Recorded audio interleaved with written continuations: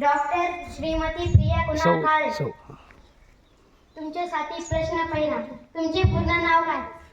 माझं पूर्ण नाव प्रिया कुणाल काळे. तुमचे प्राथमिक शिक्षण कोठे झाले? माझं प्राथमिक शिक्षण मराठी शाळेमधून झालेलं आहे. ते पण लाडखेडची जी शाळा आहे यवतमाळच्या जवळ, तिथून माझं प्राथमिक शिक्षण झालं. तुमचे आवडते प्राथमिक शिक्षकांचे नाव काय आहे? आमचे काळपांडे सर होते, जे की मॅथ खूप चांगलं शिकवायचे आणि त्यांनी मला फटके पण खूप दिलेले आहेत, त्याच्यामुळे माझा मॅथ थोडंफार चांगला आहे. तुमचे माध्यमिक शिक्षण कोणत्या शाळेत झाले? माझे माध्यमिक शिक्षण अभ्यंकर कन्या शाळेतून झालेले आहे, जे यवतमाळला आहे. ती पण मराठी शाळाच आहे. तुमच्या लहानपणापासून कोणत्या क्षेत्रात जायचं असते?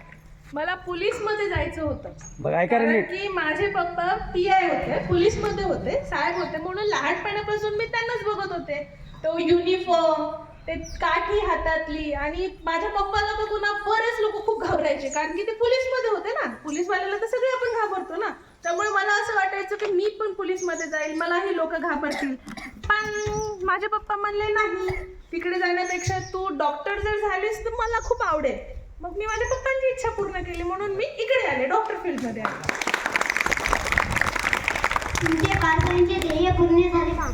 सॉरी, तुमचे हां बालपणीचे ध्येय पूर्ण झाले? नाही ना, मला पोलीसमध्ये जायचं होतं, पण मी इकडे डॉक्टर झाली ना, म्हणून आताही कुठेतरी वाटतं की तिकडे जायला पाहिजे होतं, पण आता राहिलं.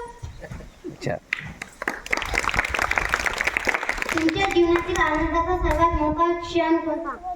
ज्यावेळेस आमच्या टीमने माझ्या पप्पाला स्टेजवर बोलवलं होतं की डॉक्टर प्रिया प्रवीण रुडेचे पप्पांनी लवकर यावे स्टेजवर, तो माझ्यासाठी सगळ्यात जास्त आनंदाचा क्षण होता. ज्यावेळेस माझ्या पप्पांनी माझी डिग्री हातात घेतली होती, माझ्या मम्मीच्या डोळ्यात छोटे छोटे आसू आले होते, तो माझ्यासाठी सगळ्यात जास्त आनंदाचा क्षण होता.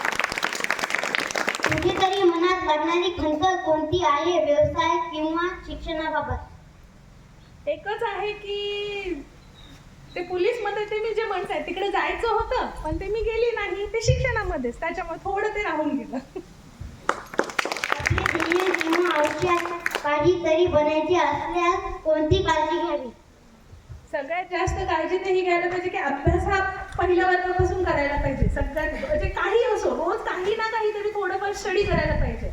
1 पेज का होईना किंवा अर्धा पेज का होईना, ते अभ्यास करायला पाहिजे रोज थोडाफार तरी. 15 मिनिट का होईना, 1 तास का होईना, 2 तास का होईना, पण अभ्यासाचं पुस्तक घेऊन बसायला पाहिजे. कोणताही विषय असो तरीही चालेल. जीवनाचा आनंद कसा घ्यावा, आपले मत काय? आनंद हा आपल्यावर असतो.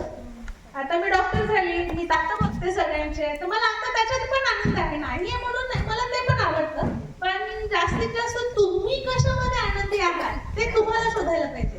की तुम्ही डॉक्टर झाल्याने आनंदी आहे, की कोणी टीचर झाल्याने आनंदी आहे, की कशाने आनंद आपल्याला मिळतो हे आपण शोधायला पाहिजे. बालपणीच्या सुखद आठवणी कोणत्या आहेत? बालपणीच्या सुखद आठवणी चांगल्या. सुखद आठवणी, मी माझ्या पप्पांसोबत पोलीस स्टँड मध्ये जात होते आणि माझ्या पप्पाला सगळे घाबरत होते, तो माझ्यासाठी सगळ्यात जास्त आवडता क्षण. आमच्या शाळेत आल्यावर आमच्या सर्व विद्यार्थ्यांना मार्गदर्शन करावे ही नम्र विनंती. मार्गदर्शन